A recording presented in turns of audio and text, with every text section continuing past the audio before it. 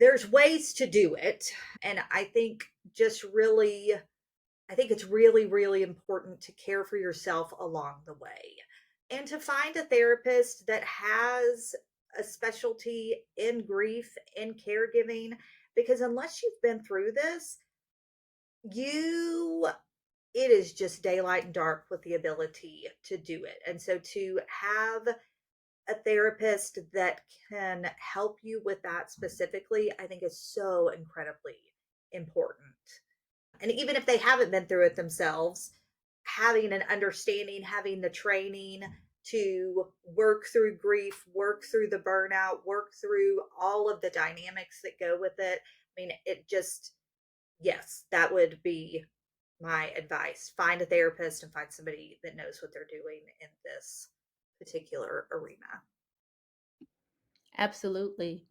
So you said that you went through this process of being a caregiver and that you had help with Ken, which is Ken is your husband, correct? Yes, So your partner was able to really help step in and you two came up with a game plan absolutely. to help out. How did you work that out?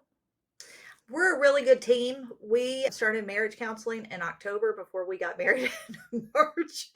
And then we went faithfully our whole first year. And we would go check in once a month with our couples therapist during all of this. Cause that's one thing that happens is caregiving can ruin relationships. Everybody's so stressed out. Nobody understands what's happening. So that was another thing that we were really purposeful about, is making sure that we were staying in contact with each other. And I think that that's such a great question. Sitting here thinking about it, I think that we both have strong suits, and recognizing those pretty early on and knowing each other's limitations, I think that was huge. Huge, huge, huge. Ken would be there all day, and sometimes he would say, "Hey, I need you to come earlier." And I would finagle my schedule around to figure out how to do that because he was just pooped for the day and he needed to eat dinner and go home and recharge. So I think making a game plan, a huge part of it, like most things in life, is about communication and letting people know before you reach the end of your rope that you're coming to the end of it.